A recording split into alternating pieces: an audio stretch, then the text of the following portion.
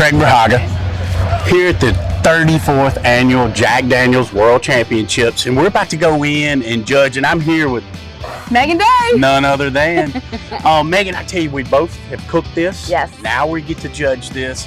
And the last time you cooked this, how did you qualify to get here? Because you just can't sign up and say, I'm going to cook the Jack. Yeah, this is what, if you got to be good and lucky. That's just the bottom line with this particular invitational. So Jason and I had cooked so many contests. We had qualified 8 years in a row.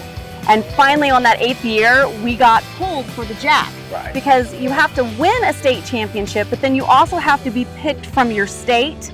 There's a couple other fun ways that people get in. If you win 7, you automatically get in because of lucky number 7 with the Jack Daniel. But it's really, really hard to get into this. And so we got in just out of sheer perseverance, maybe winning contest after contest and hoping that we got lucky and got pulled. And that year that we did, it was such a dream to come. And now to get to be on the other side and judge it is, I mean, honestly, it's his research for me too. I want to see what people are cooking. Yeah, it's a full circle deal. Yeah. You know, I think the first time I cooked this was 1998. I'm dating myself here a little bit, but you know, and in those first several years, we actually chased the Jack draw. You know, we would go state to state for state championships and try to grand champion those so we could get in the Jack draw. Yeah. And it's just so hard to get here, but once you get here, you know, these teams are so good. It's towards the end of the year. They're dialed in. They've already cooked 20 competitions throughout the year. They've got things figured out. And we're getting a chef's choice.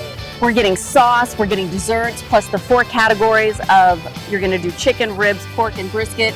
It is a lot of food. You pace yourself.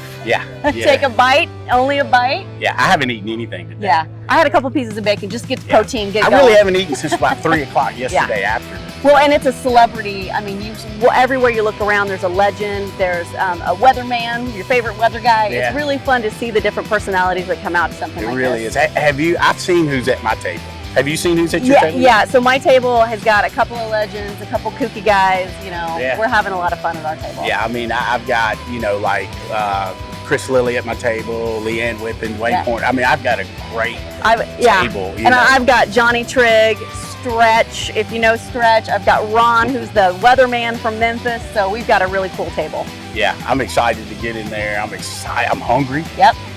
Let's go eat. Let's go make some champions today. All right. All right.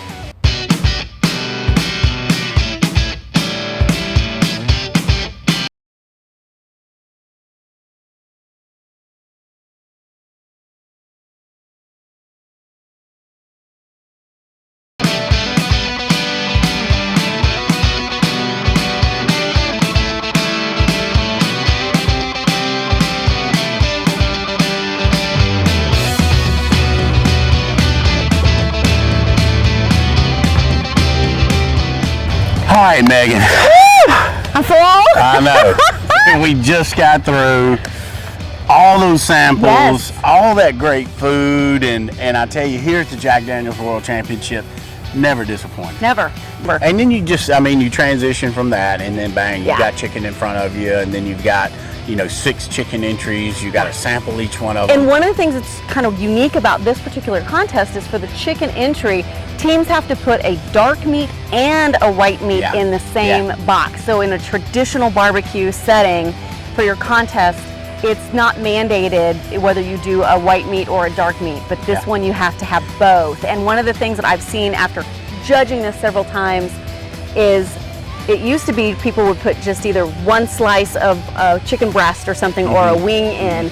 Now people are really giving us multiple. They're giving us 6 wings and 6 thighs and arranging them really beautifully. So did you see that at your table? I did. And I tell you, that's just something that brings another dynamic to the chicken, because you got to get 2 pieces of chicken right. Yeah. And white meat will dry out much easier. So. I mean, there was 2 different times. One time the thigh was perfect, but the wing wasn't. Yes. And the other time the wing was perfect, but the thigh wasn't. Yes. And so you got to hit both of them right, and that just brings a whole nother dynamic into that chicken entry that's unique to the Jack. And I mean, right after that, you roll into the rib. Yeah. You know, and mostly spares. We did have a baby back this year. Okay. Have you ever had a baby back at the? We did not have one this year. No baby backs. Yeah, we had 1 baby back, and then the rest were the spare ribs, and all very similar presentation. a similar glossy look. But I'll tell you, that tenderness game in those ribs is where it set people apart. Where, you know, when you take that bite and that meat comes off of the bone beautifully, but you can still taste those meat fibers. And there was some stiff competition in the ribs. Yeah, we had some, we had, I know, one rib that really stood out, you know, and then the others were all good, but you just had that one that hit every. And these are world champions that are here, right? Yeah. Not necessarily world champions, but state champions for sure. So you're getting some of the best of the best. Right. And then after that, roll into the pork. Pork was our favorite category for our table. We had really good pork entries. And we had some disappointing pork. Yeah, you know, it's just so wild that luck that of the happened. draw. It is, and that just goes to show that, you know, where and they trade these boxes up. They make sure here you don't get the same number twice. Nope. So you don't judge the same team at your table twice. So they're real good about that. So you don't get that same flavor profile. But similar with cool. the pork entries, the trend right now tends to be that people are giving some of the money muscle, some of the tube meat, some of the bacon. So you can, you know, there's all kinds of terms that we use for these different cuts. And it's, again, I had a couple of entries. If they would have just given me the money muscle, I would have 9s across the board. But the second type of meat that they put in that box just what was too dry or too stringy or too mushy. Yeah. And, you know, it's the entire entry that has to be so good. And so that is a, you know, I'm sure that's disappointing for some cooks to hear, but it's the name of the game. You got to nail all of it, and then you deserve it. Yeah, and what I noticed about a couple of pork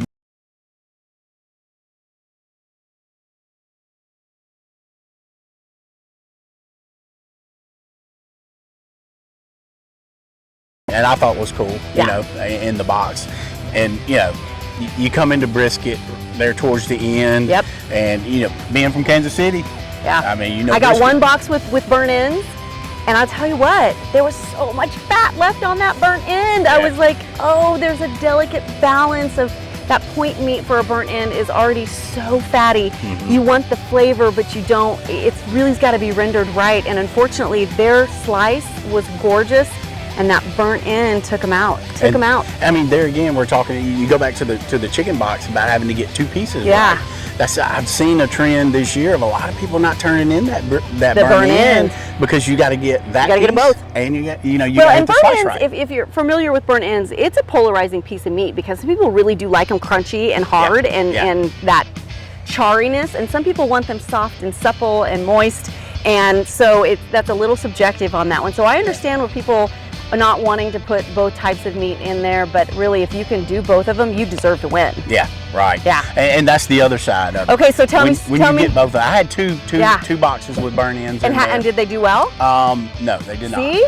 Yeah, they were very mushy. Look at all the intel we're providing. Yeah, right I know. now. Here we are. You might have to edit that. Yeah. But everybody like we turned in burnt ends. We turned in burnt ends. Yeah. But you know, there again, it's just if you get both of them right, that's going to be what hits for you. Yeah. And of course, last but not least, desserts. The sweets. I mean, they bring in these massive desserts that are unbelievably beautiful. Custom designed pedestals. Sometimes they have a little Jack bottle with them or a little milkshake with them. It's all little shot. Yeah, something that complements that. I saw you guys had one of the most beautiful displays I've ever seen.